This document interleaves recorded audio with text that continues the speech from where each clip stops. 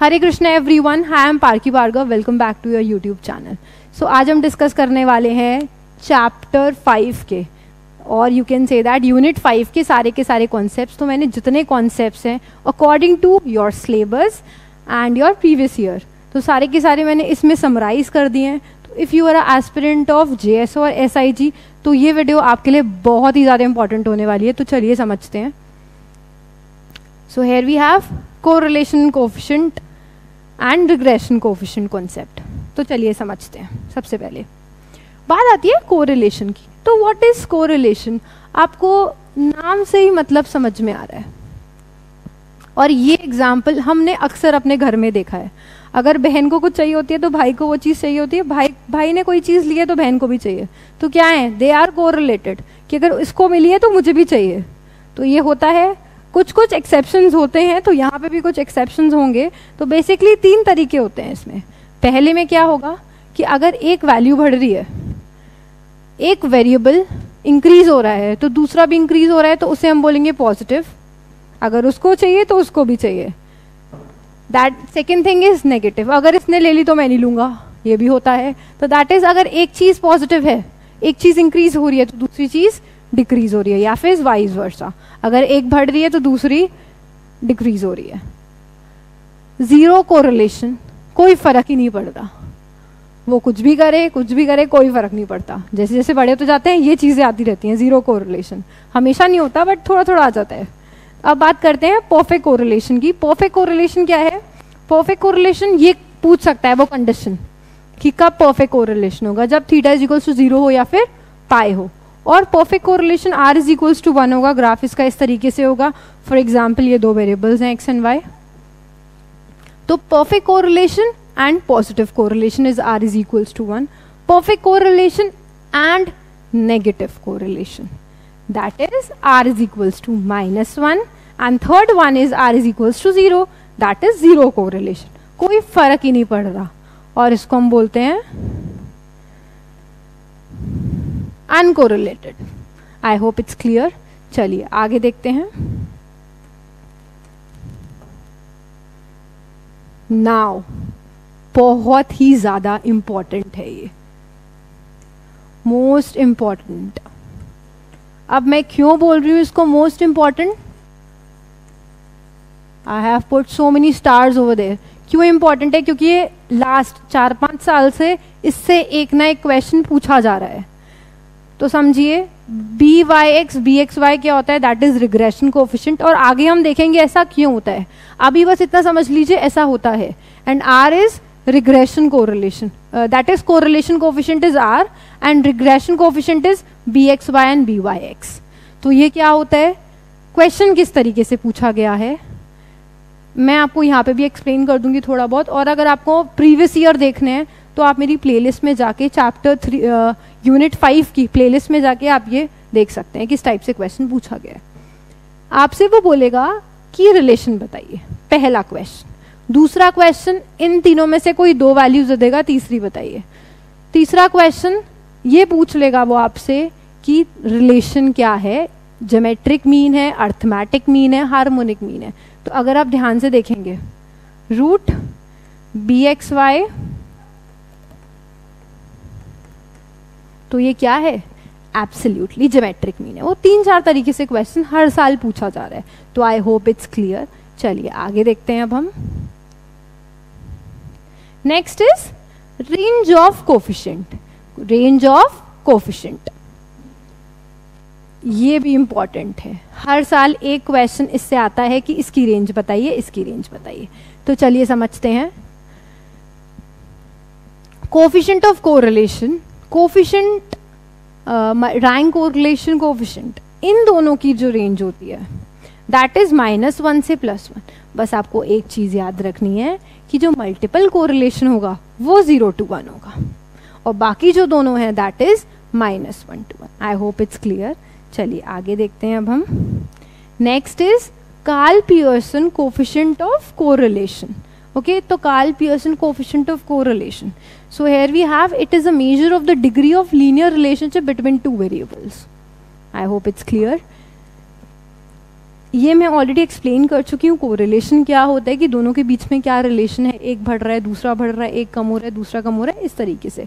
तो वही बेसिकली वो डिफाइन करता है कि उन दोनों वेरिएबल्स के बीच में क्या रिलेशन है। And formula is here. अब आपसे वो कोई भी फॉर्मूला पूछ सकता है, या फिर ये थोड़ा डिफरेंट है, इसको अभी रहने दीजिए। ये दोनों चीज़ें हैं। अब आपको या तो वो x और y की वैल्यूज दे देगा, इस तरीके से पूछ लेगा, या फिर वो आपको सिग्मा x सिग्मा y दे देगा, तब आप ये फॉर्मूला लगाएंगे, या फिर वो आपको कोवेरियंस दे देगा, तब आपसे वो पूछ लेगा। तो कुछ भी पूछ सकता है, तो कंडीशन के अकॉर्डिंग आप इजीली फॉर्मूला अप्लाई कर सकते हैं।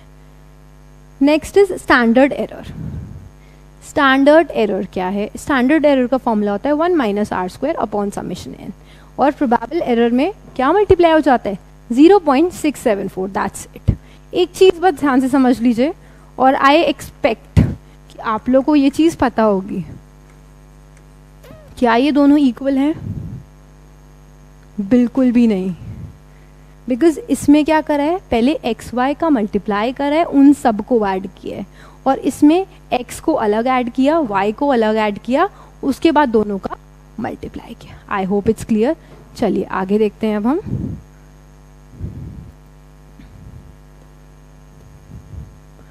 Next is rank correlation coefficient. तो रैंक कोरिलेशन कोफिशिएंट का फॉर्मूला ये होता है, रैंक कोरिलेशन कोफिशिएंट को हम किससे डिनोट करते हैं? रो से। नॉट दैट रो, रोने वाला रो नहीं है, रो है, इसको रो ही बोलते हैं। And that is rho is equals to 1 minus 6 D square N square minus 1। Okay, and this is also the formula. ये कब हम यूज करते हैं? जब रिपीटिशन ऑफ रैंक्स होता है ना, थर्ड 2 जने आ गए, फोर्थ 2 जने आ गए, फिफ्थ 2 जने आ गए, इट हैपेंड, टाई हो जाता है जैसे थर्ड पोजीशन पे। तो वही चीज़ है, जब रिपीटेशन ऑफ रैंक्स हो तो हम ये वाला फॉर्मूला अप्लाई करेंगे। तो आई होप इट्स क्लियर। चलिए इसको कैसे अप्लाई करेंगे वो आप क्वेश्चंस में देख सकते हैं। Regression, next topic. हमने कोरिलेशन क्लियर कर लिया, अब ये टॉपिक है रिग्रेशन। तो रिग्रेशन का मतलब क्या है? रिग्रेशन का मतलब है stepping back towards average. Regression का मतलब क्या है? रिग्रेट मत समझ लेना, रिग्रेशन है ये। रिग्रेशन का मतलब stepping back towards the average, मतलब एवरेज के पास कंपेयर कर रहे हैं। तो समझते हैं कि बेसिकली है क्या। इसमें हमारे पास 2 वेरिएबल्स होते हैं, एक होता है डिपेंडेंट, एक होता है हमारे पास इंडिपेंडेंट। फॉर एग्जाम्पल, मैंने किसी में वैल्यू पुट करी तो मैं कुछ भी रख सकती हूँ, बट उससे मेरे पास दूसरे वेरिएबल की वैल्यू आएगी। लेट्स सपोज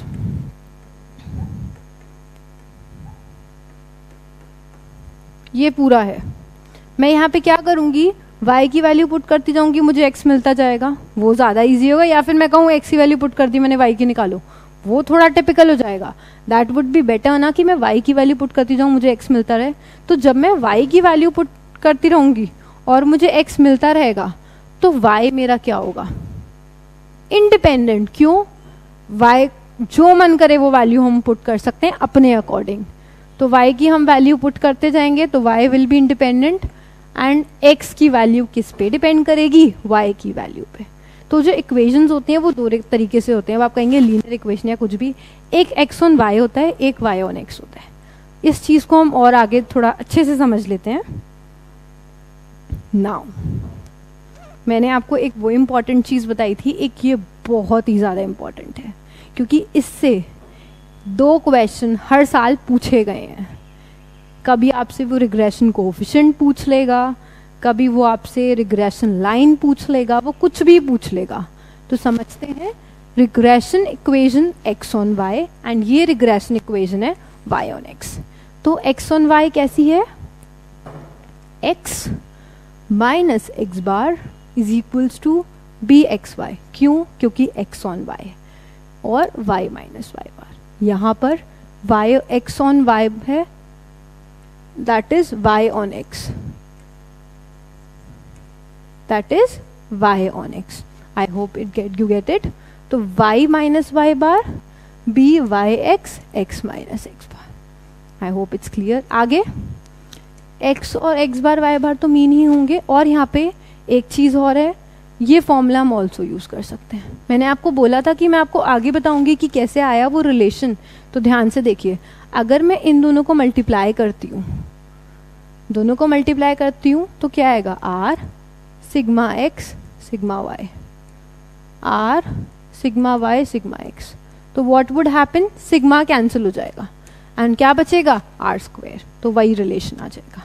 अब यहाँ पे एक्स वाई है तो ये फॉर्मूला रहता है, नीचे वाई आ जाता है। यहाँ पे वाई एक्स है तो यहाँ पर भी क्या होगा, एक्स आ जाएगा। आई होप आप समझ पा रहे हैं। यहाँ पे एक्स और यहाँ पे वाई क्यों, क्योंकि वो एक्स ऑन वाई है, वो वाई ऑन एक्स है। और इसको हम बोलते हैं x on y coefficient regression, और इसको हम बोलते हैं y on x. I hope it's clear. चलिए आगे देखते हैं अब हम। नाउ ये पार्ट इज ऑल्सो इम्पॉर्टेंट। मैंने कुछ क्वेश्चंस ओरिजिन और स्केल के, मीन और वेरिएंस के भी डिस्कस करे हैं। इसी तरीके से इसमें भी होता है, but the best part is that मैंने सबको समराइज कर दिया है।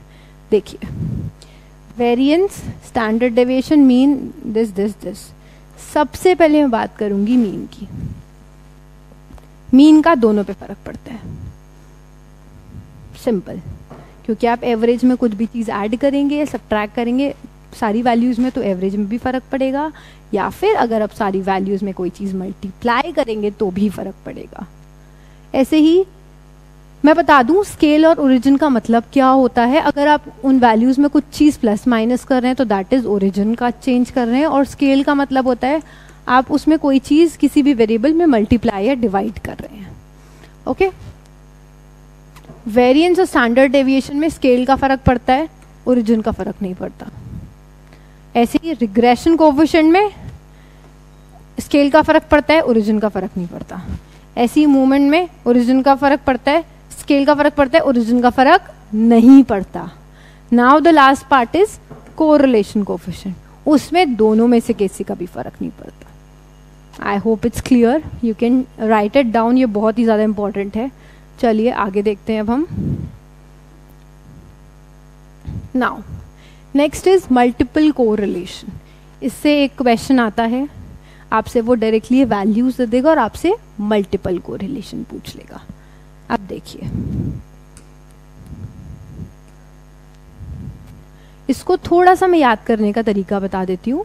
1.23 है तो 1 के साथ पहले 2 आएगा, फिर 1 के साथ 3 आएगा। आई होप इट्स क्लियर। और नीचे क्या आएगा, जो बच गया 2 के साथ 3 आ जाएगा, 1 माइनस। स्क्वायर हम सब में ही कर रहे हैं। माइनस का ऊपर क्या आ जाता है, ट्वाइस। इन तीनों को लिख लेते हैं, 1 2 1 3 2 3। आई होप इट्स क्लियर। सेम ये फॉर्मूलाज बस उसके अकॉर्डिंग चेंज हो जाते हैं। एक याद हो गया तो बाकी हम इजीली सॉल्व कर सकते हैं। आई होप इट्स क्लियर। ये भी इंपॉर्टेंट है, दैट इज ऑल्सो इम्पॉर्टेंट। चलिए आगे देखते हैं अब हम। ये कुछ फॉर्मूलाज हैं, इनको आप नोट कर सकते हैं। यहाँ पे आपके पास ए और बीटा पता होना चाहिए, गामा की वैल्यू आ जाएगी, और एक हमारे पास ये फॉर्मूला होता है। Okay, next is last one is this. यहाँ पे भी मैंने कुछ फॉर्मूला समराइज कर दिए हैं, तो that are also little bit important, तो आप थोड़ा सा देख सकते हैं एग्जाम में जाने से पहले। और अगर आप देखना चाहते हैं कि किस तरीके से क्वेश्चंस आए हुए हैं तो डेफिनेटली आप प्रीवियस ईयर ज़रूर देख लीजिएगा। और सारी की सारी कॉन्सेप्ट तो मस्ट है, जिससे कि कॉन्सेप्ट आपके दिमाग में एटलीस्ट हो। आप कुछ नहीं कर रहे, आप खाना खा रहे हैं या कुछ भी कर रहे हैं, whatever you are doing, at least you can listen my concept videos. और मैंने बहुत ज़्यादा लेंदी नहीं बनाई है वीडियोज़। इनफैक्ट आप प्रीवियस ईयर भी देखेंगे तो 2 to 3 मिनट्स की वीडियो है, एक एक क्वेश्चन की वीडियो बनाई है। क्यों? जिससे कि आप इजीली देख पाएँ, तो you can utilize your time. I know exam बहुत जल्दी है एंड बहुत कम टाइम बचा है आपके पास, तो आप स्टैटिस्टिक्स की जो वीडियो है भले ही आप सॉल्व ना करिए, अगर आप देखेंगे भी, क्योंकि देखिए इसमें बहुत ज़्यादा प्रैक्टिस नहीं चाहिए। अगर आपके दिमाग में फॉर्मूला भी कहीं ना कहीं रहा ना, you can attempt the questions and you can answer the questions, क्योंकि ये मैक्सिमम फॉर्मूला बेस्ड होता है। तो अगर आपको फॉर्मूलाज दिमाग में रहेंगे तो आप इजीली सॉल्व कर लेते हैं। और सबसे बड़ी बात, कई बार तो डायरेक्टली फॉर्मूलेज आ जाते हैं, तो फॉर्मूलाज बिल्कुल ढंग से अच्छे से करके जाइएगा। और स्टार्टिंग की जो 4 to 5 यूनिट्स हैं उनको तो बहुत ही अच्छे से करके जाइएगा।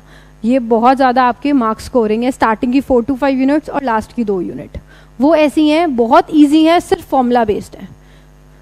तो आपने कुछ भी नहीं किया है तो वो वीडियोस और लास्ट की 2 वीडियो ज़रूर देख लीजिएगा। और अगर आपको बाकी कोई भी डाउट है तो आप मुझे कमेंट कर सकते हैं। हरे कृष्णा।